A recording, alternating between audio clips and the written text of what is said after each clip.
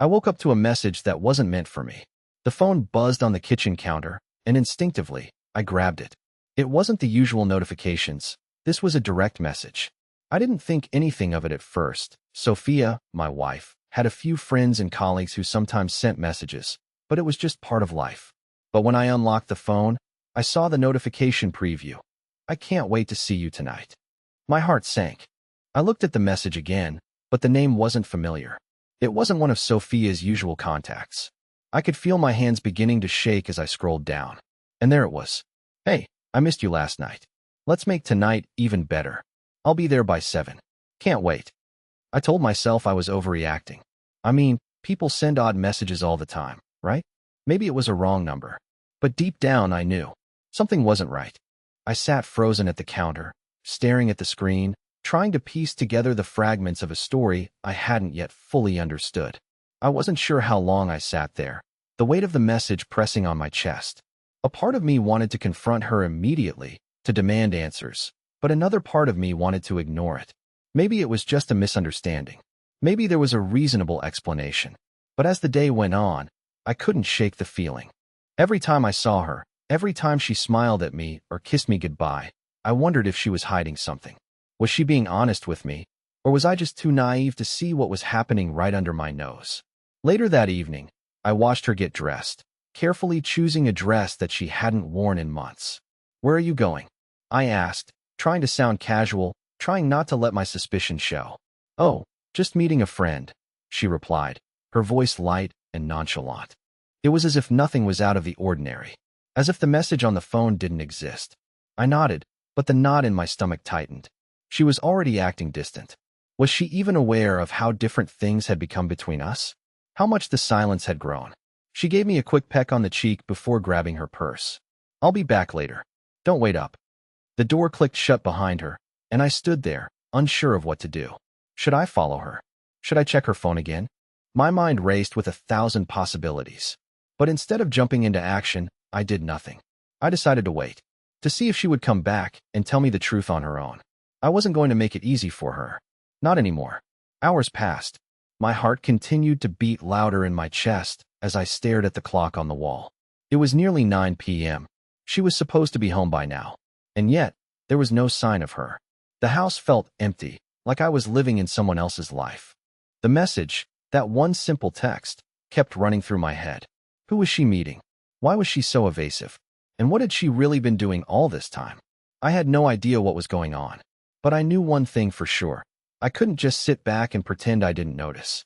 Something was happening, and I was going to find out what it was. The clock ticked on, and the minutes turned into hours. Each passing second felt like an eternity. I tried to distract myself, flipping through channels, mindlessly scrolling through my phone, but my thoughts kept drifting back to Sophia.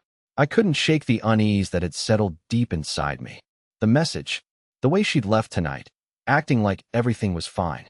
Her casual smile as she kissed me goodbye. But inside, everything felt wrong. Something didn't add up. By 11 p.m., I was pacing. I had checked my phone multiple times, hoping there was some kind of explanation, some text, something from Sophia. But nothing. She hadn't called, hadn't messaged me to say she was running late. I couldn't remember the last time she'd gone out without giving me a heads up. This wasn't like her. The thought that she was with someone else kept creeping into my mind, but I couldn't bring myself to believe it. Couldn't bring myself to admit it. Yet, deep down, I knew I was already living in a lie. The sudden sound of tires screeching on the driveway made me jump. I wasn't expecting her to return so late, especially in such a rush. I stood by the window, heart racing, my palms clammy. The headlights of her car illuminated the front yard. She was home, but she didn't get out right away. For a moment, I just stood there, watching her car, waiting for some kind of sign. Would she come in, act normal, pretend nothing had changed? Or was this the moment everything would unravel? Finally, the door opened, and Sophia stepped out of the car. My breath caught in my throat as I watched her. She wasn't wearing the dress she had on earlier. Instead, she was dressed in jeans and a loose sweater, her hair a bit messier than usual. She looked different, disheveled, almost like she was trying to hide something. I couldn't explain it, but something about the way she moved, the way she held herself, sent a chill down my spine. She walked toward the door, her her steps slow and deliberate. But just as she reached the threshold, she stopped. She didn't open the door right away. She stood there for a moment, as if gathering the strength to face whatever was on the other side. My heart pounded in my chest as I watched her, unable to move, unsure of what to do. Was she nervous? Had something happened? Or was I just reading too much into this? Finally, she entered, her face a mixture of exhaustion and something else. I couldn't quite place it. There was an edge to her expression, something guarded. She glanced at me quickly before walking past, heading straight for the stairs. I didn't know what to say. I was paralyzed with confusion, but the silence between us felt heavier than ever. I waited. For a moment, I thought she might say something, explain where she'd been, why she'd been so distant, but the words never came. She didn't even look at me as she ascended the stairs. I stood there, unsure of what to do, unsure if I should confront her or let it go. But I knew I couldn't just let it go. Not this time. I waited another hour before I couldn't take it anymore. I had to know what was going on. I couldn't keep pretending everything was fine when it clearly wasn't. My feet moved on their own as I walked up the stairs, my hands shaking as I reached for the bedroom door. When I entered, she was sitting on the bed, still in her clothes, staring at the wall. It was as though she hadn't noticed I was there. The tension in the room was palpable. I hesitated, unsure of how to break the silence. Finally, I spoke. "Where were you?" I asked, my voice quiet but steady. "You didn't even tell me where you were going." She didn't immediately respond. Instead, she turned to look at me, her eyes cold, almost detached. For a moment, I thought she might brush me off again, tell me it was nothing, that I was overreacting. But this time, she didn't. "I told you I was meeting a friend," she said, her voice flat. "Why are you making this a bigger deal than it is?" I felt my chest tighten. That response, it didn't feel right. She hadn't even tried to look me in the eye. She had avoided every question I asked. And the worst part? I couldn't tell if she was lying to me or if she was lying to herself. "I don't care who you're meeting, Sophia," I said, my frustration boiling over. "But when you don't come home on time, and then you act like everything's fine, I can't just pretend that it is." She stood up abruptly, her expression hardening. "You don't get it, do you?" she snapped, her voice rising. "This isn't about you. I needed space. I needed time to think. And if you can't handle that, then maybe we have bigger problems than you're willing to admit." The words hit me like a slap in the face. I wasn't prepared for this. I wasn't prepared for her to turn everything around on me. And yet, deep down, I knew this was just the beginning. Something had changed. Something had shifted in her. I stood there, speechless, my mind racing. I had so many questions, but none of them felt like they mattered anymore. She had already made her decision. And now, I was left to figure out where I stood in all of this. I stood frozen in place, trying to process the words that Sophia had just thrown at me. "This isn't about you," she had said, and those words echoed in my mind. What did she mean by that? How could she say something so cold? For a moment, I felt a wave of nausea wash over me. I was no longer sure if I was hearing things correctly or if the person I thought I knew had somehow disappeared, replaced by someone I didn't even recognize. Sophia turned away from me, heading for the bathroom without a second glance. She didn't even seem to care about the storm that had just erupted between us. As if it was just another day, another argument, and she could retreat into herself without facing the consequences. I felt a strange mixture of anger, hurt, and confusion. I had tried to reach her, to hold on to the woman I thought I knew, but this was something else entirely. I paced around the room, my mind racing. What was she hiding? I didn't want to think the worst, but the message I had seen earlier, the message that wasn't meant for me, kept flashing in my mind. I couldn't shake the feeling that something was very wrong. It wasn't just the late nights, the constant distractions, the way she had been pulling away. It was something deeper, something I wasn't seeing, and it terrified me. Minutes passed, but I didn't move.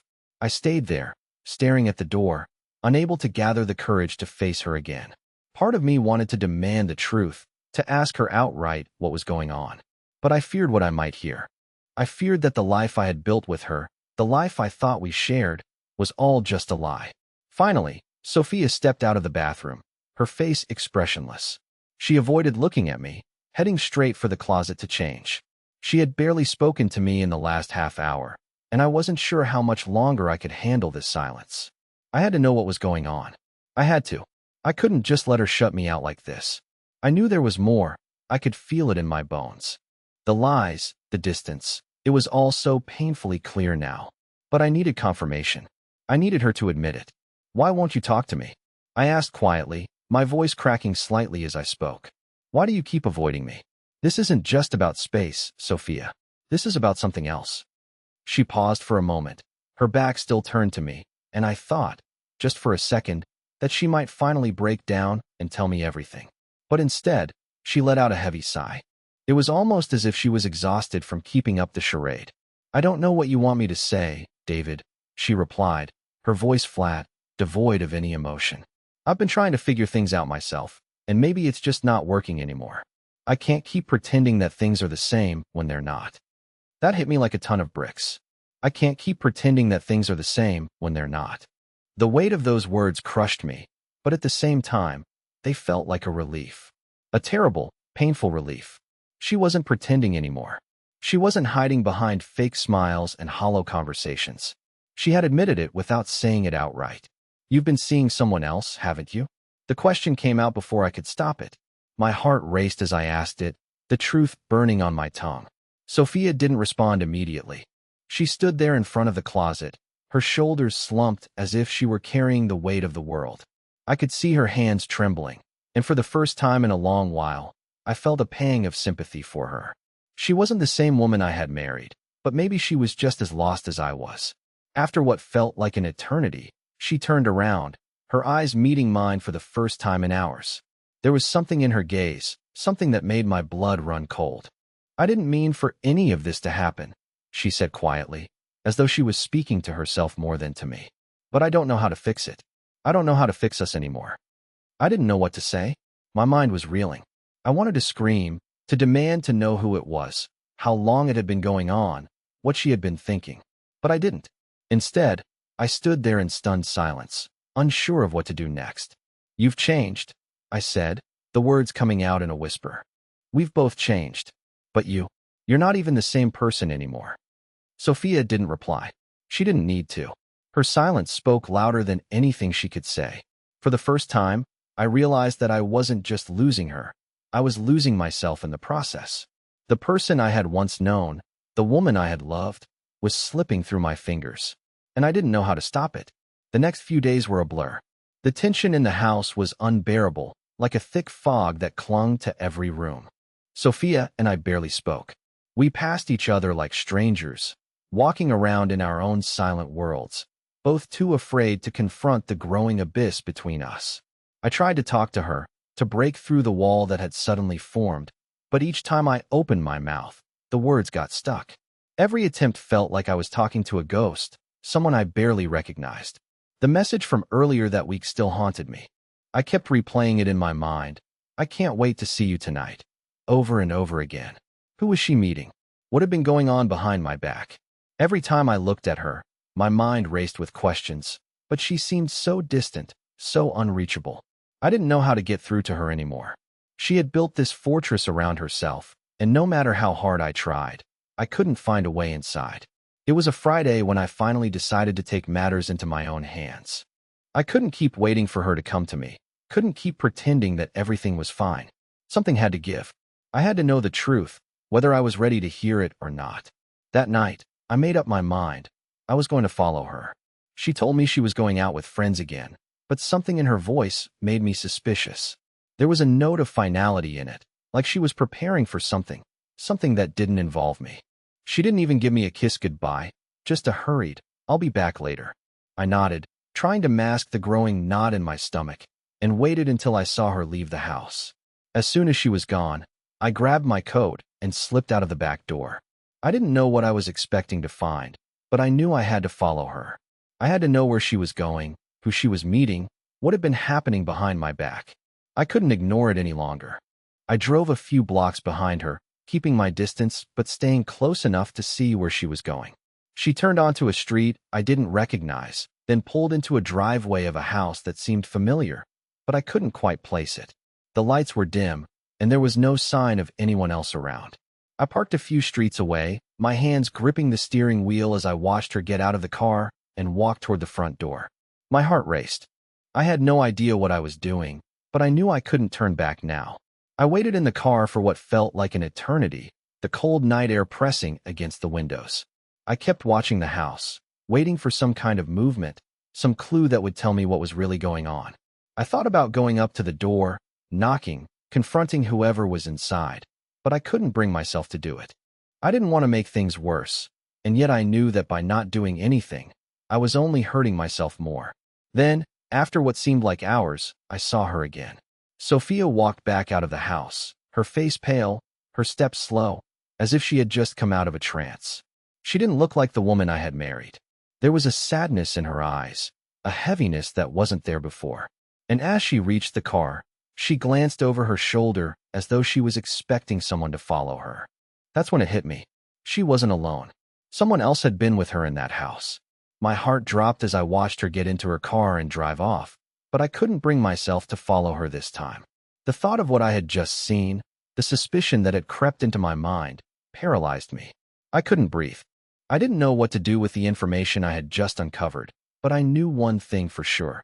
Sophia was hiding something, and it was something far worse than I had ever imagined. I drove home that night in a daze, my mind spinning.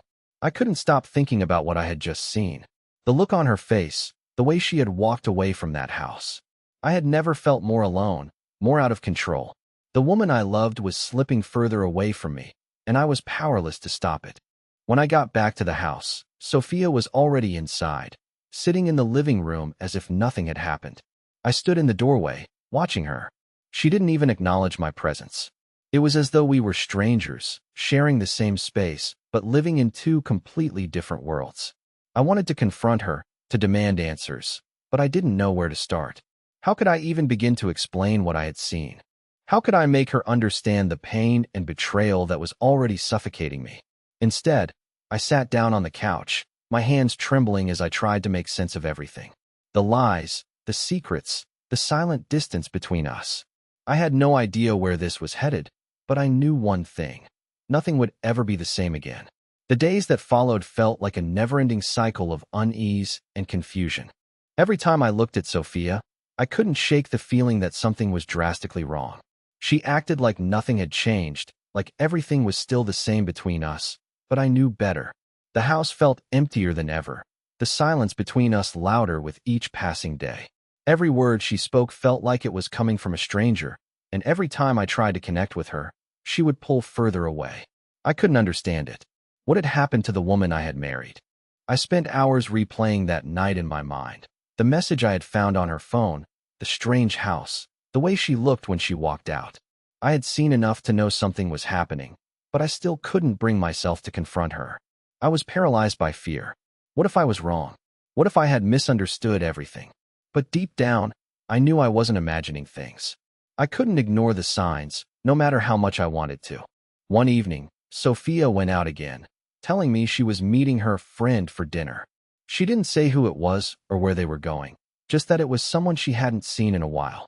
I tried to push the thoughts out of my mind, but I couldn't. I had to know. I couldn't keep living like this, with this nagging doubt eating away at me. I had to find out the truth. So, I did what I thought was the only option left. I followed her again. This time, I was more careful. I made sure to park far enough away so she wouldn't notice, but close enough to see where she was going. I watched as she got into her car and drove off, her headlights cutting through the darkness.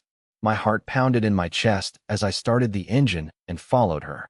I didn't know what I was hoping to find, but I had to follow through. Sophia drove in the opposite direction from where I expected her to go, taking a route that led out of town, past familiar places, past the places I had always assumed we would be together. The longer I followed her, the more the weight of what I was doing settled in. I wasn't just following my wife anymore. I was hunting for answers, searching for a truth I wasn't sure I was ready to face. But there was no turning back now. We ended up on the outskirts of town, where the roads became more isolated, surrounded by trees and empty lots. She pulled into a dimly lit parking lot of a small bar, the kind of place you'd never think to find her. I stopped my car a distance away and watched as she got out, her movements slow, deliberate. She didn't look around, didn't seem to be checking for anyone. She walked straight into the bar, as if she belonged there. I sat in my car, the engine off, staring at the bar for what felt like forever. My mind raced. What was she doing here? Why had she chosen this place? I thought back to the other night, when I had seen her leave the house, looking so different, her expression distant. It was as if she had been preparing for something. But what? I felt the familiar tension building in my chest, the mixture of anger and betrayal that had been simmering beneath the surface for so long. But I couldn't make myself move. I couldn't get out of the car and walk in there. What if she saw me? What if she knew I was following her? I wasn't ready to confront her, not yet. I needed to know more. I needed more time to figure this out. After what seemed like hours, I finally saw Sophia leave the bar. She was walking with someone. A man. They were talking, laughing, their body language relaxed, comfortable. She seemed happy. More than that, she seemed at ease, something I hadn't seen in a long time. The man's hand brushed against hers as they walked toward the parking lot. That small, intimate gesture hit me harder than I expected. I felt the sting of jealousy, of hurt, pierce through me. Who was this guy? What was she doing with him? I watched as they got into his car. Sophia didn't even glance back at the bar, didn't check if anyone was watching. She didn't care. She just got into his car, and they drove off together into the night. I sat there for a long time, unable to move, unable to think. I had seen enough. I knew enough. The realization hit me like a punch to the gut. Sophia was having an affair. She had been hiding it from me all this time. The messages, the secrecy, the late nights, it all made sense now. The woman I had loved, the woman I had trusted, had been betraying me. And worse, I had let it happen. I had allowed myself to be blind, to ignore the signs, to pretend that everything was fine when it clearly wasn't. But now, I couldn't pretend anymore. I couldn't live in this lie any longer. I drove home that night with my heart in a million pieces. Every turn I took, every mile that passed, felt like a weight on my chest. I wasn't sure what I was going to do, but I knew one thing for sure. Everything had changed, and I couldn't go back to the way things were. The days after that night felt like they were slipping through my fingers. I could barely concentrate at work. Every time I saw Sophia, I felt a deep, gnawing emptiness in the pit of my stomach.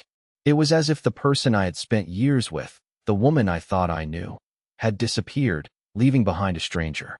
She still wore her smile, still carried herself with that same grace, but it all felt like a performance, a mask hiding something much darker. I knew I couldn't pretend any longer. I had seen what I needed to see, and there was no turning back now. But I didn't know how to confront her.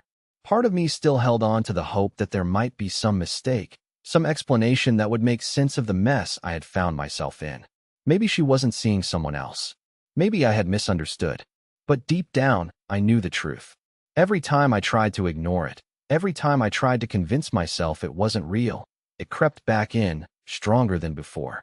On the fourth day after that night, I came home to find Sophia already there. She was sitting at the kitchen table, her fingers lightly tapping against the wood, her eyes distant, lost in thought. The moment I stepped through the door, she glanced up at me, her gaze flickering for a second before returning to the surface of the table. It was like she was waiting for me to say something, to break the silence. I wasn't sure if I was ready to confront her, but I couldn't keep pretending. Sophia, I started, my voice shaky but firm. We need to talk. Her eyes met mine for a split second, then quickly darted away. She didn't say anything, didn't offer an apology, didn't even look surprised. It was as if she knew exactly what I was about to say, but she wasn't ready to face it. About what happened, I continued, my heart pounding. About what I saw. About the man. Who is he, Sophia? What's going on? She didn't answer right away. Instead, she took a deep breath, as though trying to gather her thoughts. I could see her weighing her words, deciding whether to lie, to deny it, or to tell the truth. Part of me was terrified of what she might say, but I needed to hear it. I needed to know what had been going on behind my back for so long. Finally, she spoke. Her voice was low, almost a whisper, but it cut through the air like a blade. It's not that simple, David, she said, her voice trembling slightly. I didn't mean for this to happen. I didn't want any of this to happen. I could feel the anger bubbling up inside me, but I held it back. I wanted answers, not a fight. What do you mean, you didn't want this to happen? You've been seeing someone else, Sophia. You've been lying to me, and I deserve to know why. She stood up from the table, her hands shaking as she ran them through her hair, clearly struggling to hold herself together. I could see the pain in her eyes, but it wasn't enough to make me feel sorry for her. She had done this. She had broken everything between us, and now she was trying to act like it wasn't her fault. "I never meant to hurt you," she said quietly, avoiding my gaze. "I don't even know how it got to this point. It started as something small, something I didn't think would matter, but then it just grew. And I couldn't stop it. I couldn't stop myself." I stood there, stunned, trying to make sense of her words. "So what? You just fell in love with him? After everything we've been through?" Sophia looked up at me, her eyes filled with regret and guilt. "No, it wasn't like that. It's not about love. It's just, I don't know. I felt like I was losing myself.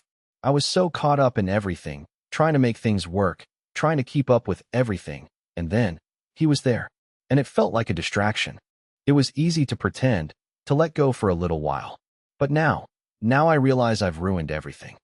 Her words stung, but I wasn't sure if it was the truth or just her trying to make herself feel better. I wanted to scream, to ask her how she could do this to me, to us. But somehow, I just stood there, frozen in place, not knowing what to say or do. "I'm so sorry, David," she whispered. "I wish I could take it all back. But I can't. And I don't expect you to forgive me. I don't deserve that." I shook my head, not knowing how to respond. She had already made her decision. She had already crossed the line. And now, there was no way to undo it. "I don't know if I can do this anymore," I said quietly. "I don't know if I can live in a marriage where I don't even know who you are anymore." The words hung in the air between us, heavy and suffocating. Sophia's face twisted in pain as she took a step back, her eyes welling up with tears. "I never wanted to hurt you," she repeated, her voice cracking. "I swear, I never wanted this." I felt a sharp pang in my chest, but it wasn't enough to make me feel sorry for her.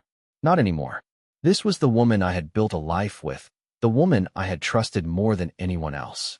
And now, she was just another stranger in my life. A stranger I didn't know if I could ever trust again.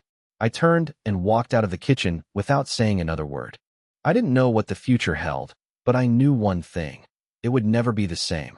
The days following my conversation with Sophia were a blur of anger, confusion, and disbelief. It was like living in a house where the walls no longer held any meaning, where the furniture was just a faint memory of what had once been.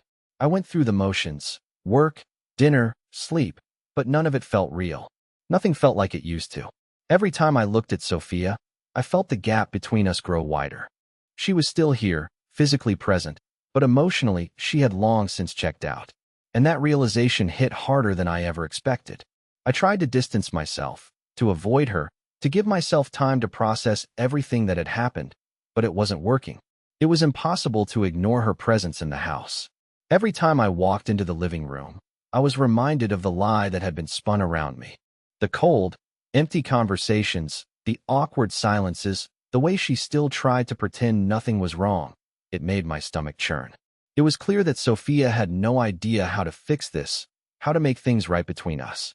She would come home, offer a smile, try to make small talk, but I could see the guilt behind her eyes.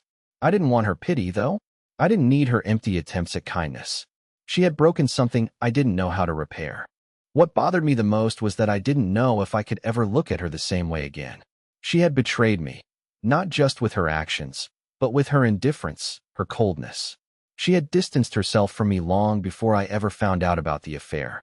I spent a lot of time thinking about what I wanted to do next. Part of me wanted to leave, to pack up and never look back, to walk away from this whole mess. But another part of me still held on to the hope that somewhere deep down, the woman I had married was still there.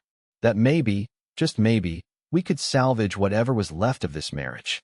But every time I tried to reach out, to have a real conversation, Sophia pulled further away. She had already made her decision, and no matter how much I wished it, there was no going back. One night, after weeks of avoiding each other, I found myself sitting in the living room, staring at the muted TV. It had been a particularly difficult day at work, and I was mentally exhausted. I didn't even want to be here, but it was the only place I could go. Sophia had retreated to the bedroom, and the house was silent except for the low hum of the refrigerator. I tried to focus on something, anything to drown out the thoughts swirling in my head, but nothing helped. And then I heard it. The faintest sound, footsteps on the stairs. I glanced over at the doorway, and there she was, standing in the hallway, watching me. She was dressed in her pajamas, her hair still damp from the shower. For a moment, she just stood there, as if waiting for me to acknowledge her. I didn't say anything at first, didn't move. What was there to say? There had been so much said already, and none of it had made a difference. I'm sorry, she said, her voice barely above a whisper. She stepped into the living room, the floor creaking beneath her feet. I know I've hurt you. I can't take back what I've done, but I want to fix this. I want to try. I almost laughed, but it wasn't a laugh of amusement. It was a laugh of disbelief. You want to fix this? I asked, my voice flat. After everything, now you want to fix this? She looked down, her face flushed with embarrassment. I know it's too late, David. I know I've already lost you, but I still want to try. I don't want to lose you completely. I stood up slowly, shaking my head. You don't get it, do you? I asked. This isn't something you can fix just by saying sorry. You've already broken something inside me. You've already broken us. And I don't know if I can ever trust you again. I don't know if I can ever feel the same way about you. She flinched, as though my words had physically hurt her, but she didn't back down. I know, she whispered. I know I've destroyed your trust. But please, David, I'm asking for a chance. I'm asking for the smallest chance to make things right. I looked at her then, really looked at her. The woman I had married, the woman I had loved, was standing in front of me, pleading for forgiveness. But it wasn't just her that I had to forgive. I had to forgive myself for not seeing it sooner, for allowing her to slip away from me without realizing it. I had to forgive myself for staying in a marriage where I wasn't respected, where I wasn't enough. I don't know if I can do that, I said quietly. I don't know if I can ever go back to who we were. I don't know if I can ever trust you again. Sophia's eyes filled with tears, and she took a step toward me, but I took a step back. I wasn't ready to be that close to her, not yet. The distance between us had become too great, and I didn't know if I was strong enough to bridge it. I don't expect you to forgive me right away, she said, her voice breaking. I just want a chance to prove that I can change, that I can be the person you deserve. I didn't know what to say. I wanted to scream, to tell her how much she had hurt me, to demand answers for every moment she had spent lying to me. But instead, I just stood there, my mind racing, trying to process everything. I didn't know what the future held, but I knew one thing for sure. Nothing would ever be the same again. The next few days were a whirlwind of emotions. We barely spoke, each of us retreating into our own worlds, too afraid to face the reality that had unfolded between us. But despite the distance, there was a subtle change in the air. It wasn't the magic fix I had hoped for, nor was it the simple forgiveness that came easily. It was more complicated than that. We were both hurt, both scarred, but there was a glimmer of something deep down, a flicker of hope that maybe we could find our way back. I couldn't ignore what had happened. The lies, the betrayal, it was all too much to just erase from my mind. But as the days went on, something shifted in me. I realized that if I truly wanted to move forward, if I wanted to let go of the anger and the hurt, I had to make a choice. I had to choose whether to forgive Sophia, not just for her actions, but for the fact that she was standing there, asking for another chance. For the first time in weeks, I saw a glimmer of the woman I had once loved. The woman who had made mistakes, yes, but was willing to own up to them. It was on a rainy Tuesday evening, about a week after the conversation that had rocked everything, that Sophia sat me down again. This time, there were no tears, no desperate pleas. There was just sincerity in her eyes, a calmness that I hadn't seen in her for a long time. I've been thinking, she started, her voice steady. I don't want to keep hiding. I don't want to live in a place where I'm pretending anymore. I know what I did was wrong, and I know it hurt you in ways I can never fully understand. But I want to make it right, even if it takes time. I want us to rebuild. I looked at her for a long moment. I could still see the hurt in her eyes, the guilt, but I could also see something else, a determination to change, to be better for both of us. It wasn't going to be easy. I knew that. Trust didn't come back overnight. But I also knew that if we didn't try, if we didn't give it a shot, we'd never know what could be. I don't know if I can forgive you yet, I said, my voice low. But I do know that I'm willing to try. I want to try too. A small, genuine smile appeared on Sophia's face. It was hesitant, cautious, but it was a start. She reached out for my hand, and for the first time in a long time, I didn't pull away. We spent the next few weeks slowly rebuilding the foundation of our marriage. There were moments of tension, moments where the past reared its ugly head, and tried to drag us back into the darkness. But each time we talked, we communicated. We listened to each other in ways we hadn't in years. It wasn't perfect, and there were days when I questioned if we were doing the right thing, but every small step forward was worth it. One evening, as we sat together on the couch, I looked at Sophia and realized something. Despite everything that had happened, despite the pain and betrayal, we were still here. We were still trying. And maybe that was enough.